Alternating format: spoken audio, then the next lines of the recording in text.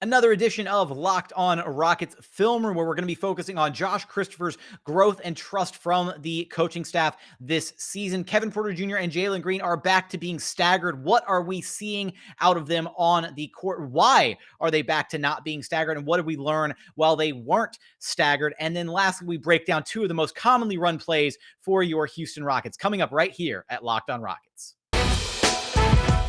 It's the Locked On Podcast Network, your team every day. This is Mission Control, Houston. Ignition sequence start. With the second pick in the 2021 NBA Draft, the Houston Rockets select Jalen Green. T-minus 15 seconds. Guidance is internal. I'm going to keep working. I'm going to keep getting better every day. I'm going to keep perfecting my craft. And every time I step on that floor, I'm coming. 6, 5, 4, 3, 2, 1.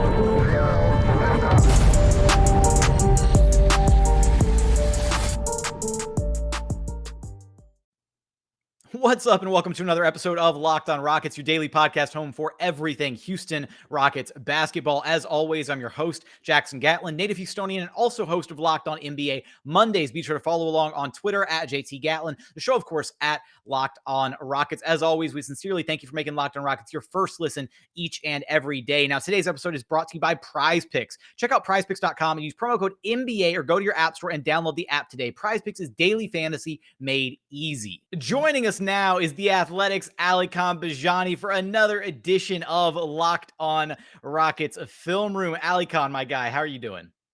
What's up, Jackson? How's everybody doing today? I mean, everybody being all of me here. I mean, we're not addressed. This isn't Green Room, man. We're not live with an audience. There's multiple bobbleheads in the background. I don't know if you've seen Toy Story. You know, maybe some of the audience is too young to have seen Toy Story. These things come to life. You know what? If my Yao Ming and my Christian Wood bobbleheads come to life when I'm not looking, I just hope that the Christian Wood one is working on his free throws. That's all I'm going to say. So with 70% the last 6 games, stat via my guy Bruce Williams. But yeah. 70% the last 6 games. I still want that number to be up there, okay? He has no business shooting. I want him shooting 80%. That's what he should be shooting from the free throw line. But we're not here to talk about Christian Wood in today's episode. We got a handful of topics that we want to tackle for you guys. First, we're going to talk a little bit about Josh Christopher, his growth, and the trust that we're seeing from the Rockets coaching staff in him. Then we're going to get into a bit of discussion surrounding Kevin Porter Jr. and Jalen Green. They're back to having their minutes staggered. What does that mean? What are we seeing out of them on the floor? And then lastly, we have an exciting new breakthrough in technology here at Locked On Rockets. We're going to do some telestration for you. So if you're watching this show via YouTube, we're going to have some telestration to go along as we break down 2 of the Rockets' most commonly run plays this season in segment 3. We're still going to be very deliberate in the way that we describe it for our traditional podcast audience. But if you're watching along on YouTube, you'll have that added visual component as well to help you along with this Locked On Rockets Film Room episode. So with that, Alykhan, Josh Christopher is the guy we want to talk about here first because his growth and how the coaching staff has viewed him, I think it completely stands out when you go back to just last week with what Stephen Silas said post-game after the Rockets' impressive win on the road against the San Antonio Spurs, talking about, you know, the defense and Josh Christopher's presence and all that. Do you want me to go ahead and run that clip back for you? Yeah, this is his response. I think when I asked him about his play that night, because he had a good game that night, I think that's the same response right from last week. Yeah, so let's hear what Stephen Silas had to say about Josh Christopher from right after that impressive Rockets road win against the San Antonio Spurs. Stephen, I wanted to ask you about Josh. He's been getting a lot more playing time since early December. Seems like every time you watch him play, he gets better and better. What have you seen from him and his growth these last few weeks, and what does he mean to you? How would you best describe him, the way he's playing right now and how he's growing? Yeah, he's playing solid, and that's what we need him to do. Just be solid, like defensively down the stretch of the game. He did a good job, and he's always on the attack on offense. He makes a mistake here and there, but the good things that he does overshadows his mistakes. And honestly, I didn't expect him to be in the rotation at this point. I didn't, but he earned it, and he's fought for it. And when you have solid, dependable guys, you can play them. And he's become one of those guys who's solid and dependable at 20 years old, which is great. But like I said, I didn't expect him to be in the rotation at this point, and he is taking it. Shout out to our good friend of the podcast, Kelly Eco, and the back of his head that made its way a brief cameo into that video with Steven Silas. I remember being there in San Antonio, and one of the Rockets PR reps was like, "Hey, Kelly, you got to get out of the way, man. You're in the Zoom video." But a great question from you, Alykhan, asking Steven Silas what, has stood out about Josh Christopher. And I love that response from Steven, because you really do see how this coaching staff is starting to trust him and really believe in him at such a young age. He has been, I think, maybe not, I can't say like the brightest spot for this Rocket season, but easily like the most pleasant surprise so far this Rocket season, because I wasn't initially very high on him of the Rockets 4 draft picks, and he has absolutely come in and made a name for himself. Jackson, you and I talked about this when we did our post-draft show. He's very raw, and I was eager to see where his skills best fit on this Rockets team. I'm going to share an answer that Steven Silas gave me about a month ago. I had a chance to ask him about Josh Christopher then, and I want to compare that with you and for our audience to listen, kind of the answer that Steven Silas gave today and what he gave last time. Last time I asked him is when Josh was playing due to injuries and COVID. He took advantage of the opportunities, but DJ Augustine was still there. Everybody who thought of the Rockets backcourt, if Kevin Porter Jr. wasn't there, DJ Augustine was up there as the guy who was going to handle the basketball. But now it's Josh Christopher taking over that role in the rotation. So I'm going to share his response, and we'll talk about it. He said, "We don't want to put him in a box. We want him to be able to explore his game. A great comparison for him, or someone he can look towards, is Eric Gordon. Someone who can handle the ball and get us organized offensively. Someone who can defend his guy and put a lot of pressure on the ball, and then drive to the hoop strong and finish.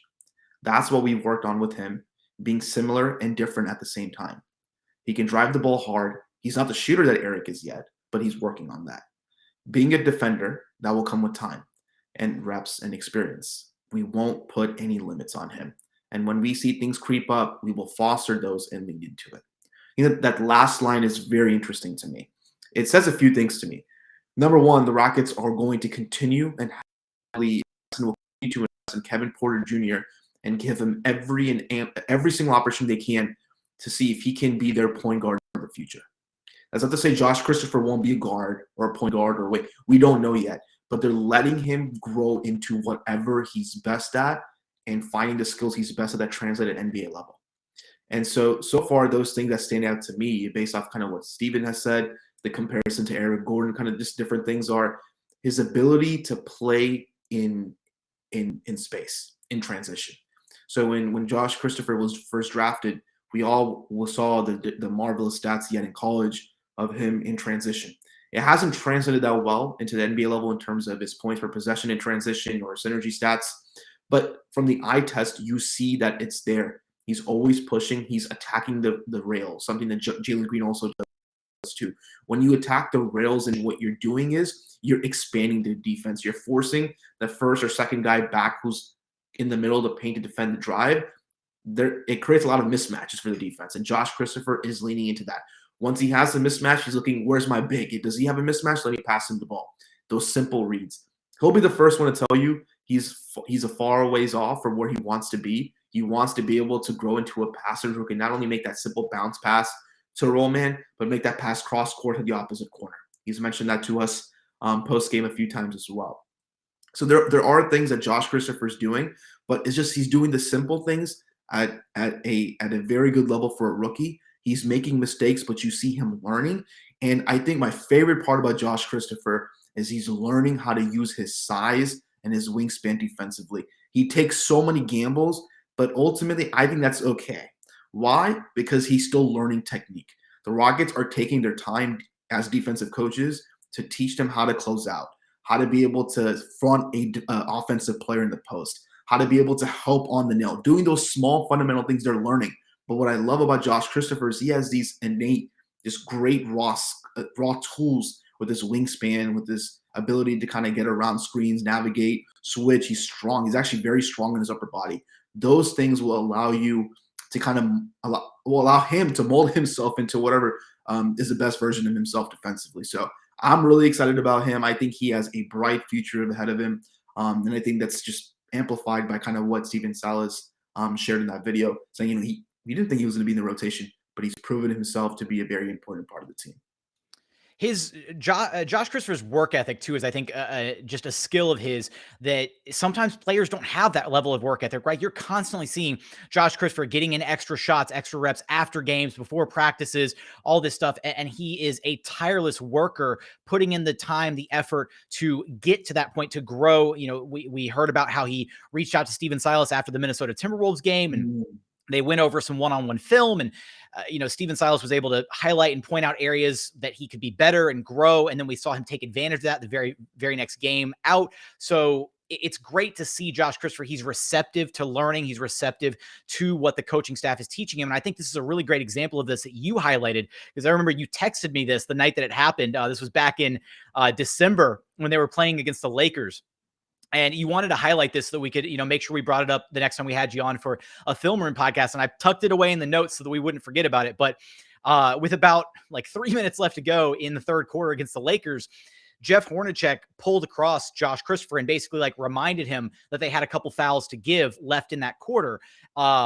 And then later on, they pulled him aside again to remind him, hey, you got one more foul to give. And over the remaining few minutes of that third quarter, Josh Christopher was guarding Russell Westbrook and played some really quality defense on him down the stretch of that, the final minutes of that quarter. Yes. And I think that is a prime illustration of this coaching staff trusts Josh Christopher, and they understand, as you highlighted, he's got the tools to be a very quality NBA defender. It's just about learning those spots, learning, kind of getting into the groove of some of the anticipation and some of those factors, not gambling quite as much on defense. But he has made some really spectacular plays on that end of the basketball. And I think, I don't know if I texted you the actual stats, but I remember counting, and it's coming to my mind now. He led him to only one field goal attempt, which is a miss, 2 turnovers, and just blew up a few possessions late into the shot clock because he was just defending Russ that well in the half court, in transition initially as well. No, he's great. And that's why that kind of led to my tweet from last week where I said besides Jalen Green, just to me, he's the most exciting non-Jalen Green player to watch. I know, not discounting the hype that is Alper and Şengün. We all love Alp, watching him play, but just the growth of Josh Christopher and seeing where he was and seeing where he is now you can't help but just be excited about his potential in the NBA as a player. 100%. Absolutely. Coming up, we're hyped about Josh Christopher for sure. What we're also hyped about is the fact that I'm going to take 100% credit, assistant coach Jackson Gatlin, for Kevin Porter Jr. and Jalen Green no longer mirroring each other's minutes. They're being staggered again in the rotation. What does that mean? What are we seeing out of those two guys? We're going to get there after a quick message from our friends over at Prize Picks. I've been telling you about Prize Picks for a long time now. Have you signed up yet? If you haven't, now is the perfect time. For a limited time, Prize Picks has an exclusive no-brainer of an offer for all of our listeners. Listeners get $50 for free if a player in your first Prize Picks entry scores a single point, but you have to use promo code NBA when you sign up. Again, promo code NBA for $50 for free off of just a single point when one of your players scores. Look, PrizePicks has the best NBA DFS prop game on the market. PrizePicks offers more NBA props than any other DFS prop operator, and they offer all the superstar players as well as bench players, only recording a handful of minutes each and every game. Look, it's so easy. You pick 2 to 5 players and an over-under on their projections, and you can win up to 10 times back on any entry. And it's just you versus the projected number. So go check out PrizePicks. Use promo code NBA to get $50 for free if your first PrizePicks entry scores even just a single point. That's right, $50 free. Look, PrizePicks is daily fantasy made easy. And continuing on here at Locked On Rockets, your daily podcast home for everything Houston Rockets basketball. As always, thank you for making Locked On Rockets your first listen each and every day. For your next listen, go check out the Locked On Now podcast, nightly recaps of every NBA game with analysis from our local experts. Listen to Locked On Now on Apple, Spotify, or watch it on the new Locked On NBA YouTube channel. Wherever you get this podcast, you can get the Locked On Now podcast. Alykhan, you ready to dive in and talk about KPJ and Jalen Green being staggered again, thanks to yours truly? Yeah, I was thinking about this the other day. You asked Steven Silas that question. It makes me think that they may be hiring you as a coaching consultant or assistant coach. Who knows? We maybe have Coach Jackson Gatlin here, which means I get to take over Locked On Rockets. Your your daily podcast for everything Houston Rockets basketball, native Houstonian. I can do it, man. I can do it. So, if you need a replacement when you become an assistant coach, I got you.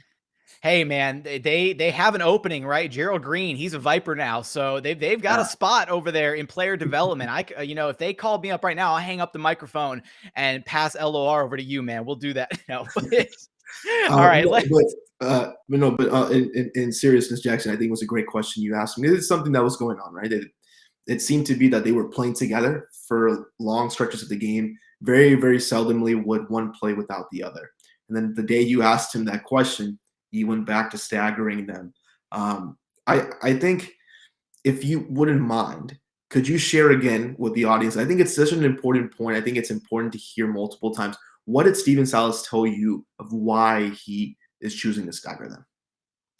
Well, his answer about why he was choosing to not stagger them before the game was the fact that he was looking to see where they can be successful. Yes. And I thought that was really kind of illuminating because, again, he's trying to find the areas on the floor, be it, at the start of games, at the end of games, in the middle, where he can get those two guys to have the most success. And he followed up by basically explaining that, at times, and this was his post-game response, is that at times when they're both on the floor, one of them is in like attack mode, and then the other one is kind of not, right? Where sometimes one will get a little bit more passive, and then the other one is kind of dominating the basketball a little bit, and vice versa at times. And he highlighted the fact that it's because they're both such unselfish guys that neither one of them, want to be the one dominating the basketball. Now, ultimately, unfortunately, I think due to a variety of factors, maybe a little bit of seniority, maybe a little bit of uncertainty in the true hierarchy in like the pecking order of the Rockets, at least their starting five, and like who's the first option, who's the second option, that kind of thing. I do think that Jalen Green at times gets the shorter end of the stick when it comes to him and Kevin Porter Jr. on the floor at the same time together, and kind of Jalen Green not wanting to step on anybody's toes. He's the rookie. KPJ he views as like his big brother, that kind of thing. So he kind of lets KPJ do his thing. So when they went back to the staggering, I thought that really opened up the opportunities for both of those guys to have those points in the game where they can both be aggressive without having to think about, oh, am I getting the other guy involved enough?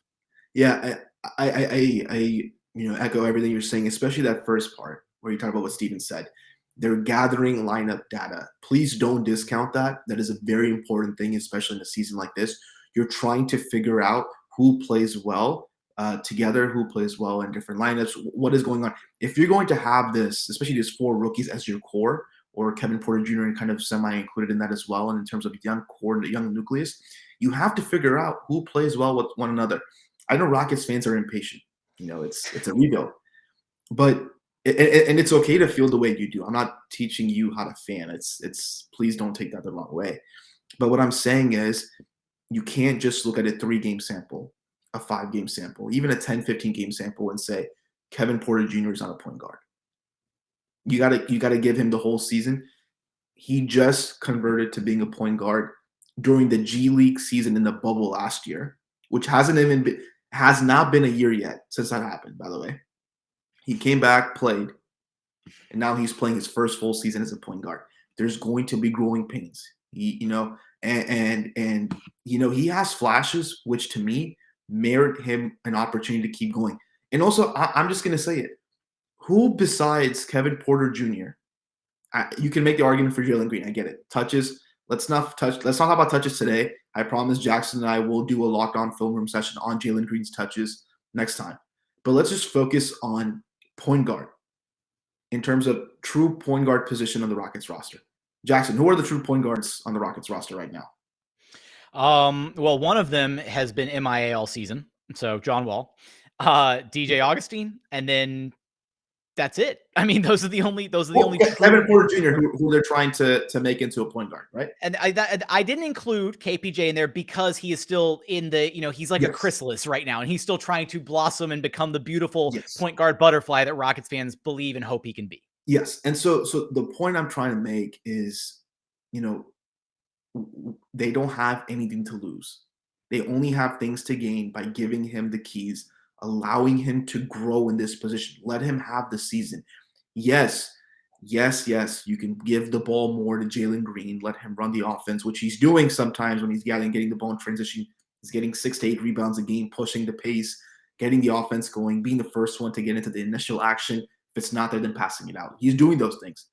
And yes, Jackson, you were right. There are possessions where that hierarchy, who's who, Jalen will stand in the corner. Or he'll be a spot-up shooter on the wing. And he's not really involved in that initial or secondary action that may occur. It's more so Kevin Porter Jr. That's a part of the growing pains. That's what Steven Silas wants to do. Figure out how well they can play with each other, which spots they can both be effective in, and go from there. And one last thing I want to point out that Steven Silas said after this most recent win against Sacramento. He still has I don't want to call it a vanilla offense, but it's an offense that has not been able to go beyond what he would like, right? And what I mean by that is something similar to if you guys remember from D'Antoni's time, and I talked about this with you when D'Antoni was the coach here in Houston. The offense is very much action-based, right? So you have an initial action that sets like a template for that possession. Now, the action can go anywhere because you have a decision maker like James Harden, right? But with Silas's offense, you have an action, right? You run pistol, you'll run delay, you'll run Chicago action, all these different actions that you may hear about. And that's not important. What's important is they're not able to get to their counters yet. They're not able to do some of those variations that Steven Silas wants to do. They're not able to layer it more and more as Steven Silas wants to do. That's why Steven Silas is known as a great X's and O's coach, because he has this in his in his toolbox. But you can't go to it unless you establish the fundamentals. And this is a young team. Yes, it's been halfway through the season. It's still a young team. It takes time. Not an indictment on Steven Silas, not an indictment on his coaching staff. Yes, you want to win. You want to show rewards for your hard work, but it takes time. And so I'm just saying this to say, let's relax. It's a long season. You're going to continue to see improvements. I think, if you're a Rockets fan, you have to be happy with the flashes of potential you've seen, but you also have to be disappointed, right? With the fact that, there are certain things going on that you wish happened faster. And I think that it's okay to feel that way. It's okay to merit and ask questions about what's going on, but you also have to understand what the big picture is. The Rockets are giving Kevin Porter Jr. any and every opportunity to be that point guard for the future. And it's just going to take time for him to grow into that. And I think the Jalen Green question about touches, Jackson, you and I can definitely do a whole show. We can do telestration and stuff like that next time and talk about kind of what has been going on for him within the offense.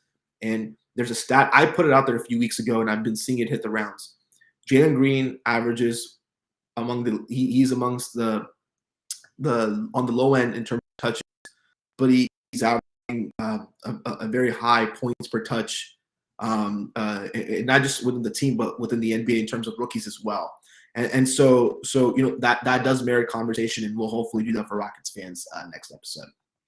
Absolutely. I'm going to hold you to that because I do think that's a conversation that Rockets fans would love to hear about. And I'm really glad you brought up the point too about the fact that we're not even a full calendar year removed from KPJ, entering the bubble and, playing as a point guard for the Vipers and starting what is now this transformation that is still ongoing. I've largely, thrown out there the fact that KPJ as an NBA player is still basically, when you look at like total games played, is still just, very fresh into his sophomore season. So even though this is his third NBA campaign, right, he's had so much, adversity across these first few years of his career. You can't really look at it and say, oh, he's a third year player, he should be further along than this. He's had a lot going on. Third position in 3 years, right? First as a small forward, then a two guard. Like it's a lot going on. So yes, I'm really glad that you brought that up. So something I heard from an NBA coach once, and it was about Terrence Jones. It's like, you are who you are after your third or fourth season. And I think, Jackson, the point you just made about this kind of being kind of like a sophomore season, and especially a second season or first full season, technically being a point guard, you give it time. You are who you are after your third or fourth year. He's not there yet. It's still enough time for him to continue to grow and show that he can get there. The flashes for me, prove to me that I think, he deserves a chance. He deserves a chance. I just think that, like, I just want to say, it's okay to be frustrated. You're a fan, you want to be frustrated, but it's important to understand what the big picture is and that they're going to give any and every opportunity for Kevin Porter Jr. to show that he can be a good decision maker, ball handler, scorer, and a guy who can balance the offense. I think one thing, just real quick on this topic, that I've really found as a comparison between him and John Wall, There were times last year when the Rockets offense would struggle and Steven Silas would put John Wall back in the game. John Wall would take it on himself to be aggressive, attack, and score either mid-range, three-point shot, or oftentimes a drive to the rim. There are times when the Rockets offense has stalled. They've missed 3 or 4 possessions in a row. Kevin Porter Jr. is in the game. He takes it on himself, just runs a simple pick and roll, attacks, or does something with the ball. There are comparisons. He is growing, especially from the eye test. Stats prove it as well. He's growing. Just got to give it a little bit more time and see how he can continue to grow. Absolutely 110% on board there. I'm glad to see that you're on the give it time with KPJ train. It's nice to have another guy clocking into the station with us. But with that, wait, I'm not going to say that. Would you just tanked this podcast ratings, man. Come on. You did though. You teased Telestration a moment ago, and that's what's coming up here in just a moment as we break down 2 of the most commonly run plays for your Houston Rockets. We're going to get there after a quick message from our friends over at Built Bar. It's the new year, so that means New Year's resolutions. If yours is about getting fit or eating healthier, make sure you include Built Bar in your plan. Built Bar is the protein bar that tastes like a candy bar, maybe even better than a candy bar. Built Bar makes it easier to stick to your New Year's resolutions because it tastes so good you'll want to eat it, unlike other protein bars which can be chalky or gritty or the consistency's a little bit off, and the flavors. Don't even get me started on the flavors. So many good ones to choose from. Strawberry, cookies and cream, mint brownie, peanut butter, my personal favorite, coconut brownie chunk. You can't go wrong with a single flavor on their menu. Every single Built Bar, low cal, low sugar, high protein, high fiber. You can check them out. Just go to built.com and use promo code LOCK15 to get 15% off your very next order of the best tasting protein bars on the market. Again, that's promo code LOCK15 for 15% off at built.com. And final segment here at Locked On Rockets, your daily podcast home for everything Houston Rockets basketball. As always, thank you for making Locked On Rockets your first listen each and every day. For your second listen, go check out Locked On Bets, your daily one-stop shop for all of your gambling needs. Go make a little money with Locked On Bets, hosted by your boy Q, with expert analysis and insight from Lee Sterling, free and available on all platforms. Wherever you listen to this show, you can listen to Locked On Bets. Now, we are very excited, Alykhan and I, to unveil this new method format for doing LOR Film Room, courtesy of YouTube. So if you're watching on YouTube, here we go as we dive into 2 commonly run plays by your Houston Rockets, Cash and Wiper. We're going to start with Cash. And let's, pull it up right there. Oh, it looks so beautiful. I'm so proud of this. If you're listening via podcast, we're still going to be very deliberate in how we describe the actions that we're going through. If you're watching on YouTube, you can see the beautiful telestration that we have built via Google Docs. So it worked out. It's great. Alykhan, let's dive into this. Let's talk about this a little bit. Yeah. So initially what you're going to see is that 1. Okay. The 1 so let's go through the positions. Let's start simple. There's 5 obviously offensive players on the court. 1 is often your guard or your main ball handler. 2 and 3 who are in the corners are usually your best shooters. And the 4 or 5 are guys who can either pick and pop or roll, but they're usually your bigs, the guys who are going to screen the ball, or are involved in the basic ball screen action. So what the Rockets like to do in a sideline out of bounds play is they'll often, and I've been told there's different variations of this name.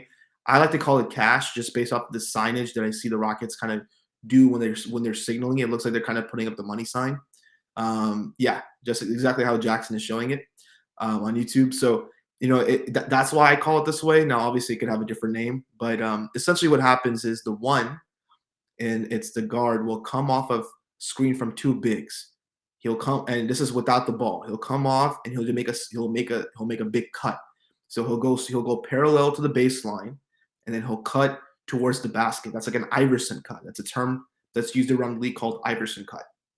So off that Iverson cut, usually the passer from the out of bounds play will throw the ball in there to Garrison Matthews or the shooter, whoever it is, or the ball handler on the roll, and they'll cash the ball. They'll cash the ball either for a quick catch and shoot. If the defense is playing long on the closeout, then they can attack the closeout and go towards the rim for a layup or to pass it out to somebody else. Or that's primarily the first option there. Jackson, you've obviously seen this play plenty because we've talked about this play a lot. Why does this play stick out to you? Then we'll go to the rest of the options. Well, so this is something that I started to notice, as Garrison Matthews, Gary Bird himself started to become a staple in the Rockets rotation. They've really, I think, done a beautiful job, Garrison himself and just the Rockets as a team, utilizing his shooting gravity to open up some of these backdoor cuts, some of these, like you alluded to, the Iverson cuts towards the basket. And specifically, the reason I brought this play up to you and kind of asked you about it was I'd noticed that the Rockets utilize this play a lot when they're doing those sideline out of bounds sets. And Garrison Matthews, if you'll remember, gets a lot of these opportunities where he comes off one of those cuts and gets an easy layup right at the rim because defenders are largely oftentimes overplaying him. And he has done a really beautiful job of realizing and being aware of when the defense is overplaying him as a shooter and then getting those easy opportunities at the rim, which is something that I think really unlocks more of his game, right? Because if you're just a one-dimensional guy and all you can do is spot up and shoot, then it's going to be kind of hard for you to carve out minutes at the NBA level. But Garrison Matthews is not just somebody who can spot up and shoot, but he's a mobile shooter and he's finding those other ways to score, namely at the rim off of sets like this. Yeah, and another guy like that who's doing that, who's doing a good job of closing out, especially this season, is Armani Brooks. He's improved on that a lot, especially for time with the Rockets last season. So let's get back to the play. So that first option is that Iverson cut, kind of parallel, like I said, to the baseline, and you cut towards the basket on the catch. You can either shoot, drive, whatever you want to do. What happens if that's taken away? Oftentimes, you don't want a three-point shooter to have an open shot on a sideline out of bounds play. So the 4 and the 5, who are kind of set up like they're in a horns action. What I mean by that is they're stationed at the corners of the free throw line. All right, they're inside the perimeter. Oftentimes in this play, this guy who is setting that final screen or that second screen for that ball handler or shooter will roll towards the rim. Okay, so they'll roll towards the rim and be an option for a dump off pass. The initial screener, that first screener on the free throw line, will pop out to the perimeter.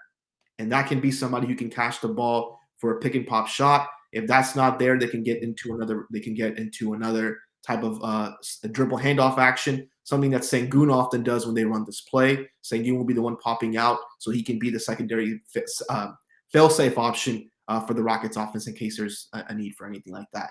Then you have your guys in the shooters. Sometimes this can turn into an action where the one corner gets a screen or dribble handoff from one of the bigs who set the initial screen, and with an empty corner, there's no help defender to rotate over. And if that happens, if there's no help defender there, that's an easy play for whoever has the ball in their hands at that point, because you're either drawing in the defense, or if the defense doesn't stay, they go towards the shooters who are out in the perimeter, then you have an easy layup yourself. So there's a lot of variations from this. That's why I call it cash. That's why I think the Rockets have that money symbol or whatever they use for that with their hands, because there's so many options from it that you can do. It's not that simple initial catch and shoot. There's just different ways to kind of get into the flow of your offense, especially if you have 14 seconds left on the shot clock and it's a sideline out of bounds play. It's a cash money play, baby. That's why we're talking about it. But Alykhan, I appreciate you breaking this down, not just for our audience, but for me as well, because again, this was something that I noticed, multiple times throughout these, recent Rockets games. And, especially again, with the Garrison Matthews connection there, and to know that there's so many other, variations on it. That's what's so impressive about, really diving into the nitty gritty and breaking down some of these plays. But I think the next one is a little bit of a simpler design and something that Rockets fans should be intimately familiar with, given that we saw it result in what wound up being easily probably the game winner of the season for this Rockets team. And that is Wiper, which is just looking at the picture, it's a very simple play design. Yeah. So what is a windshield wiper, Jackson? What is that? It goes back and forth, right? Like that. Yeah. Yeah. So wiper has a lot of different variations or definitions to it. I'm going to quickly go through a simple one, but wiper is often a more, I wouldn't say complicated, but a set that I would need a better visual to show you. This man, are you slamming my telestration software already? No. The first episode. Jackson, you know what I need a better visual. I'm just going to shut it down right now. No, there's multiple steps involved, and it's basically like you take a screen, you go one way, then you have a rescreen again, and you come back the other way. It's more like an off-ball type of screening action. That's usually what wiper is. But in this case, wiper is literally wiping off a defender. So if we go back to the Washington game when Kevin Porter Jr. hit that game winner, that play was designed for either Kevin Porter Jr. or Jalen Green to have the last shot. Yes, Rockets fans, those of you who want Jalen Green to have the ball late in the shot clock or late in clutch situations, that ball could have been Jalen Green's for the win. So let's not complain too much about Steven Silas and drawing up plays. But I'm just picking out stuff. No, the fact that you're hammering that point home when I literally also just hammered that point home one episode ago is just great. It's just icing on the cake. They use Jalen Green, guys. I know it doesn't seem like it. He's not getting the same shots. We all go back to the Lakers game when he hit that nice step back over Anthony Davis. We want to see more of that, obviously. But no, they're using him. Even if he doesn't have the ball in his hands, he is very much a weapon and decoy for them. But anyway, let's go back to this play. So Wiper, what usually happens is somebody from the corner or the baseline will come up to the top of the key. And what usually happens is they won't slow down. They'll go straight through. So they'll zip through and they'll essentially either touch or try to make contact with that defender so a switch can happen. Okay? If a switch happens, then essentially you get the preferred matchup you want, right? You're moving the defender that was initially on the ball and you're forcing him to switch onto the shooter or whoever is running passed by the guy with the ball at the top of the key. Now, if the switch doesn't happen, you could also have an actual wipeout situation where the guy literally takes out two guys. There's miscommunication, and that's an open lane for a guy to walk inside the paint and either score for himself or kind of, do whatever he wants with the ball, pass it, whatever it may be. But essentially, Wiper is wiping out a defender, getting to a preferred mismatch or a preferred opportunity for yourself in an isolation at the top of the key. The Rockets not only use this at the end of games, Wiper is often used by the Rockets at the end of each quarter. So what they like to do, instead of having a big come out and set a screen, they'll have a small screen and roll. We saw a lot of this with James Harden and Chris Paul when they were here, or James Harden and Russell Westbrook. Harden would have the ball in his hands, CP or Russ would come out and set a nice screen for him, and one of them would either roll to the rim or pop out, and James would then have that preferred mismatch to take advantage. That's more of a screen and roll. That's slow, methodical, and you often rescreen. A Wiper is a quick movement. It's a literally swipe through across the court. You hopefully move the defender, you wipe them out essentially, and then you get that preferred mismatch you want. So I hope that makes a lot more sense. And if you watch this play at the end of a quarter, you'll know, hey, that's what it's called. It's called Wiper. A beautiful breakdown of these past two possessions. And I'm really looking forward to being a little bit more interactive with our telestration software here in these upcoming film room sessions that we're going to do, because I think we can get even more creative with it, kind of moving the pieces around. I was trying to do my best there, Alykhan, and try to we should try to make it into a GIF. That'd be really cool. I don't know if that's possible. You know what? We could do it. We're going to find a way. Technology be damned, we will find a way to make it happen on this podcast, because due to Big Daddy YouTube, we cannot share NBA clips on this show, unfortunately. But we will be sharing. Alykhan is going to post both clips for Cash and for Wiper directly under the show tweet on Twitter for this episode. So if you want to see a visual of what we're talking about, go find the show tweet. It'll be there tomorrow when we start yelling about it on social media, all that good stuff. You can check it out there. But Alykhan, this has been a fun, very informative episode. You know the drill. Where can our listeners follow you at? Yeah, you can follow me on Twitter at Rockets_insider. You're going to be putting a lot more. I'm trying to do this again, Jackson. It's been a minute. It's been a slow start of the season. I'm doing game tweets, more tweets during games. So just follow along. I'll have a lot more stuff coming for you soon. Always a pleasure to be able to chat hoops with you, Alykhan. Thanks for stopping by, man. Thanks, Jackson.